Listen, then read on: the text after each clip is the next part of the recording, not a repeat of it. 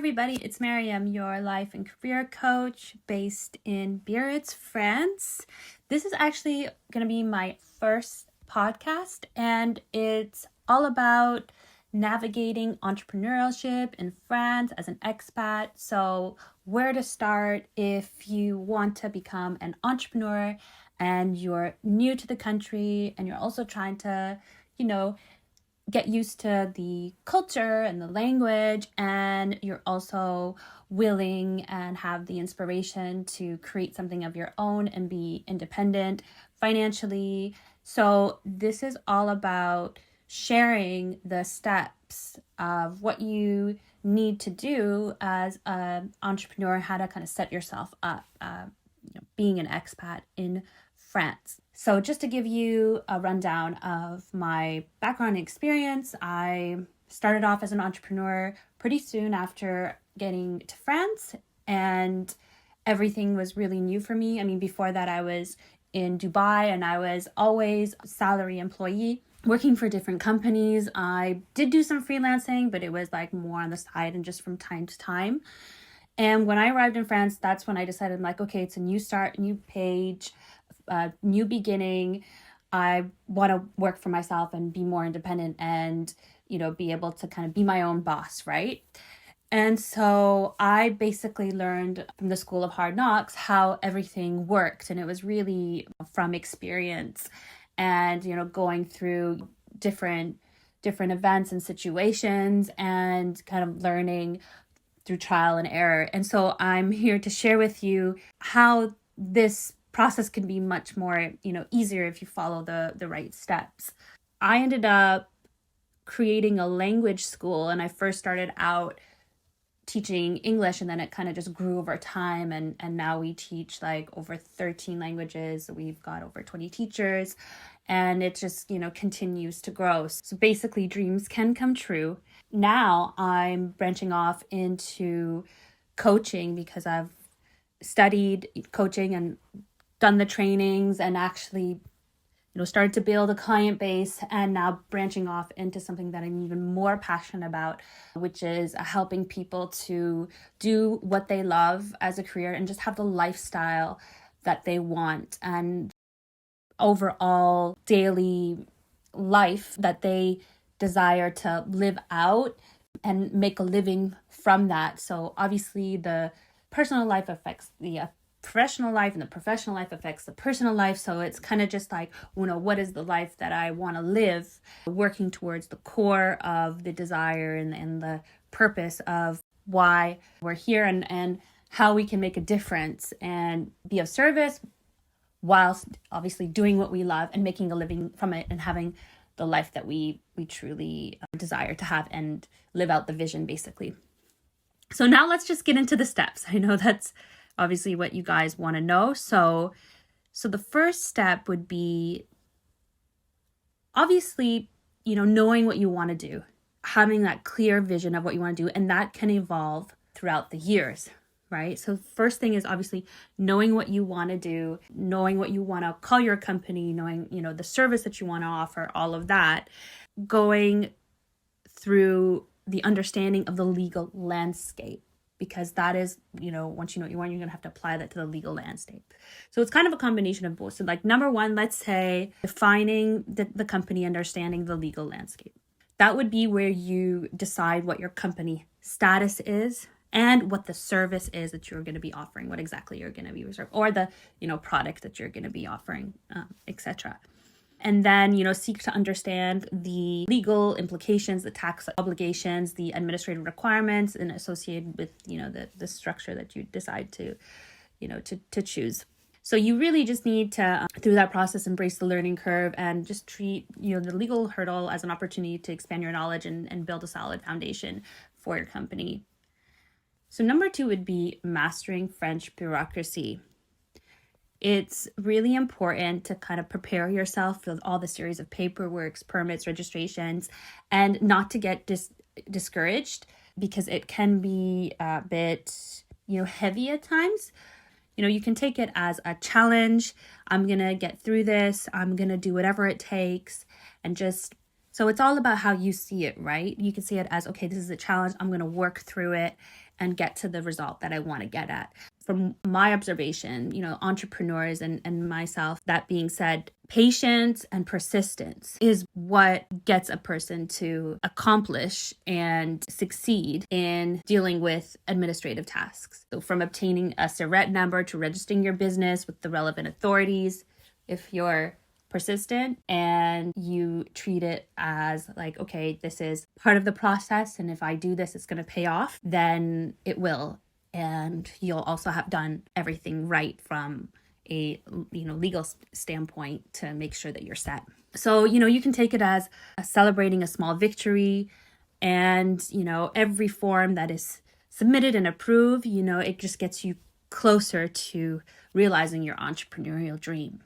So number 3 would be language and cultural integration. And, you may be thinking, well, shouldn't that be number 1? Well, steps 1 and 2 are linked to language and cultural integration because you are going to learn the language during those processes of, learning about company statuses and reading documentation and translating and going to the different governmental offices or visiting the websites. And also, dealing with French bureaucracy. Those are experiences where they will push you or just oblige you to kind of learn the language, right? So back to number 3, language and cultural integration. Even though English is widely spoken in business circles, integrating into the French business culture requires a grasp of the language and understanding of local customs. So just consider language courses and networking events to build connections and enhance your cultural intelligence. This will put you in situations where you kind of have to communicate and meet different people, even though you're vulnerable, will get you to face that challenge or fear of, speaking the language. And the best way that we can learn actually is through making mistakes, and then it'll also help you to make connections, and having those social interactions will just build your network, and you'll step by step start to become part of communities where you feel like you're most connected to, right? Number 4 would be building a support network. Establishing a company is not a solitary endeavor, right? Even if we're starting out alone, we're always going to be dealing with people in some form or another. So we're, whether it's clients or, people who are, freelancing for us or volunteering or interning, and, people who are just, there to give advice, whatnot. Those people are, some of them at least, are going to become of your support network, right? And some might be for short term and others for long term. But step by step, you are going to build this support network, and you may also become a part of their support network. So it just kind of grows, over time and develops over time. While you cultivate a support network, you could meet fellow expat entrepreneurs, local mentors, and industry associations. And you can leverage their experience, and you'll also be able to learn from all these people you meet, which will help you to pinpoint challenges. You'll learn from each other, and that will be able to help you to work more effectively. A great piece of advice that I received as an expat entrepreneur in France was to seek inspiration from successful expat entrepreneurs who have faced similar challenges. And, their stories can fuel your determination and help you to continue believing in yourself. Number 5 would be financial management. Understanding the financial aspects of running a business in France, including taxes, social security, contributions, and financial reporting, are all vital if you want your business to be a long-term success. I would 100% advise to collaborate with local accountants and financial advisors to ensure compliance with French regulations. You want to be in a situation where you're able to pay your taxes on time, where you budget and have enough for your bills and enough to pay yourself and everyone else, and to have money left over just in case you have a rainy day.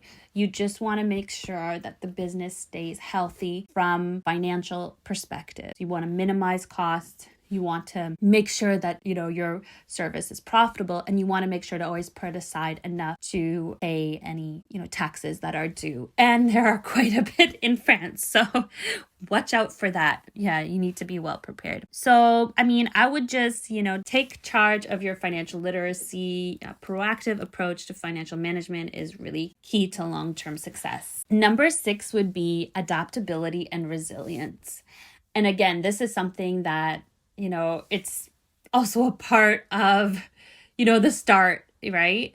Like it's something that is necessary from the beginning, and it's always going to be a part of your entrepreneurial journey. Like adaptability and resilience, you need to stay flexible. You need to be able to change with the times, to even be ahead of your game. And you need to just keep going if this is something that you want to do. Now, that doesn't mean that things might change along the way, but it's not like, okay, this is too hard, I just give up. Like a successful entrepreneur can make adjustments and changing and can evolve, right? As an entrepreneur. So you might start off doing something like, teaching a language, or you might start off as, designing clothing, and then you would go into, so if you're teaching, a language, you might do a yoga course and become a yoga teacher and then start teaching yoga, for instance. And then if you were designing like clothing or something, then, you might get into designing, wall art or something. Like you just it's okay to change or evolve it. Or you may even want to get into another, cooking or something, like set up a restaurant, but it's still remaining an entrepreneur. And it's not like, oh, this gets hard, that's why I'm going to stop and go to something else. No, I'm evolving and changing because I'm evolving as an entrepreneur, doing what I love, and I'm going to keep it going as an entrepreneur. But it's not just because, this is too hard, I'm going to give up and do something else. No, it's an evolution. You see the difference? So adaptability and resilience.